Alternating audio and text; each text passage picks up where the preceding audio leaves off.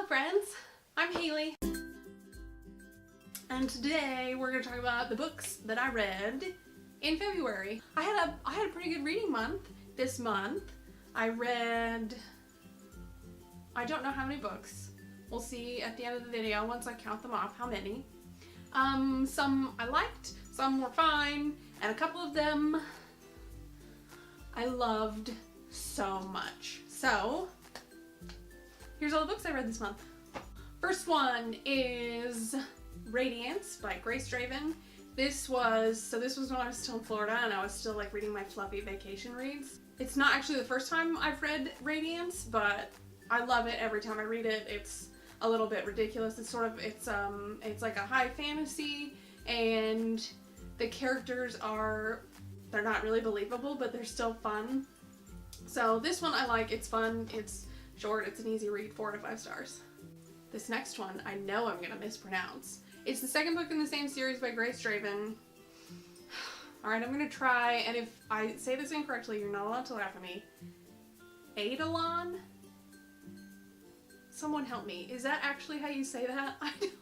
I can't figure it out. This one is the sequel to the first. It's not quite as fun as the first one, so the first one was, yeah, it's not quite as fun, but I still enjoyed it. It was still a good vacation read, so that one was a 3.5 out of 5 stars.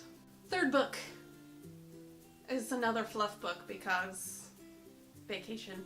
This one is called Dirty English by Isla Madden Mills. This one is a contemporary new adult. It was fine. I mean, it was fine. It really, I can't remember the main characters' names, and it's not even been a month since I've read it. It was okay. 2.5 out of 5. And then for the next several days, reading slump. It's really not even a reading slump. It's a, hey, I started watching Bones with Annette when I was in Florida, and so now I need to binge watch all of the Bones episodes. Correct decision. So, whenever I find myself struggling to pick back up a book rather than binge watching Netflix, is to reread an old favorite. And so this is continuing with the same series that I had started last month. The next book is coming out at the beginning of March. Vision in Silver by Anne Bishop. This is the third in the Other series. This is a sort of paranormal kind of thing, but again, so incredibly different from anything else I've read in the genre. I love the main characters. With each installment, more characters are introduced, the stakes get higher.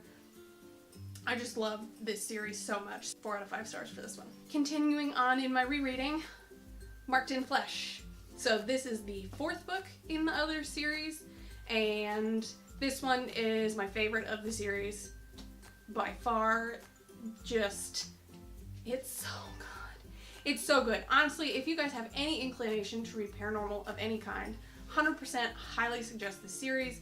The next one's coming out, I believe, March 7th. Etched in Bone, I think is the name of it. I don't know if it's the last one. I really hope it's not, because that would make me sad. I just want to sort of live in this book forever. But 4.5 out of 5 stars for this one.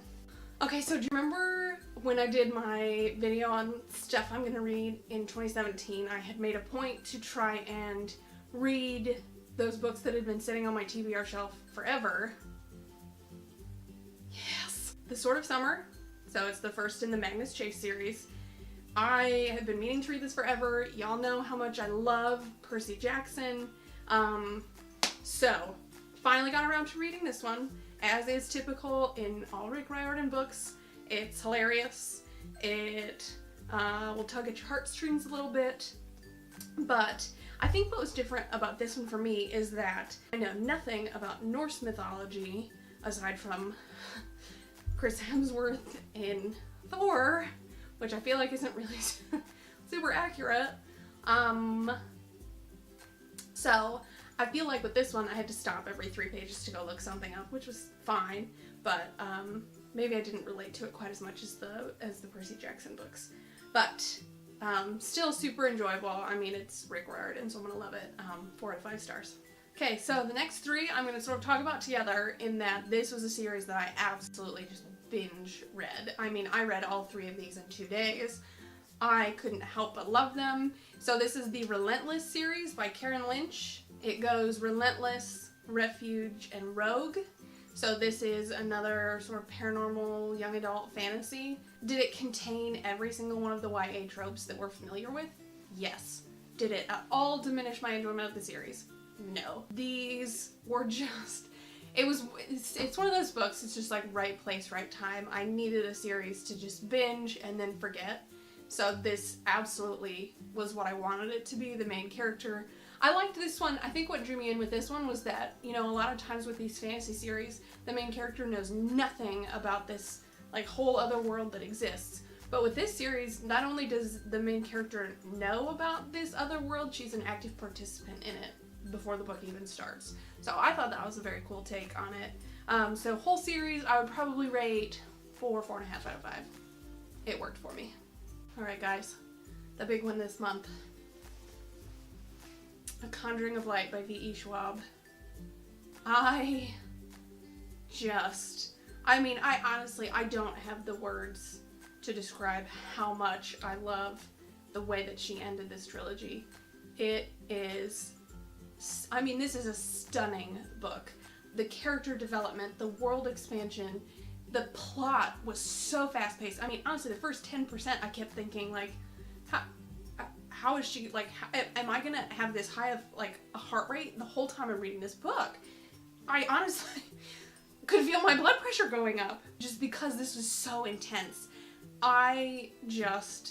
All of the stars. If you have not yet started the Shades of Magic trilogy, please go read it. It has magic, it has different Londons, it has pirates, it has like these sort of Olympic competition games. Please go read this series. I am asking you as a friend to go read these books, please. Just do it.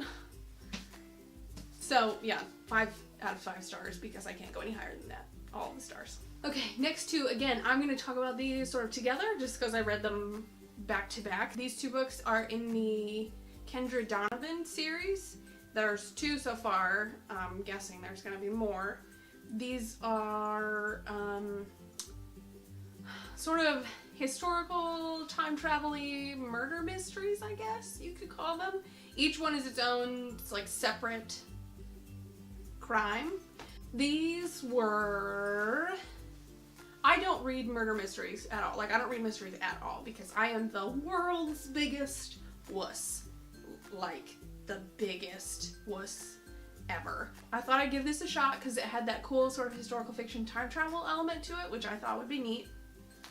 These were definitely enjoyable. The crime solving part of it was essentially them just wandering around and asking people the same question over and over, which I guess is probably how crimes are solved in real life. But, you know, I'm used to like Bones and Elementary and Law and Order when the crime is solved in like a 30 to 45 minute window. So it's quick, it's over and done. And so because these took longer to figure out who done it, I found myself getting impatient.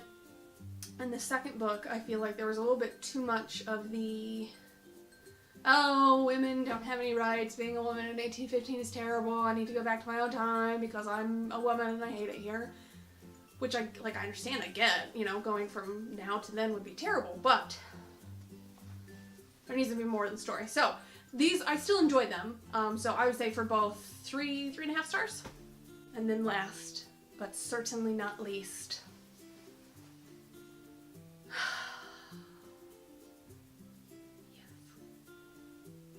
just, for those of us that are fans of the Bone Season series, we've been waiting for this forever, and let me tell you, it's worth the wait. It is worth the wait. This series is one of my favorites of all time, not only because it's like genre bending. Is this urban fantasy? Is it dystopian? I don't know how to classify this.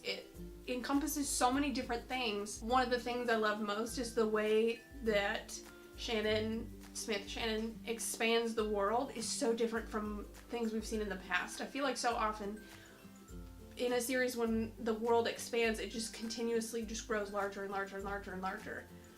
But with this one, you know, it will go in one direction and then we come back and then we go a little bit over here in this direction and then we grow out and then I love this book. The characters are magnificent. Paige is perhaps one of my favorite literary heroines of all time. She just, I mean, girlfriend gets shit done. She does. And does she mess up a lot? Yes. But like in the most spectacular of ways. So this is delightful. Magnificent. It comes out March 7th. Go get it and read it. It's really good. What did I rate this? 5 stars. So that's what I read this month. A couple of really, really good ones. Some maybe alright ones. But overall, a superb reading month for me. Let me know down in the comments what some of your favorite reads were this month. I'll see if I need to add even more books to my TBR pile. Bye. Look at this. These sideburns, right? All I need is a pair of aviators and I look like a freaking cop from the 70s. See? I look like an angry police officer from 1972 that has killer sideburns.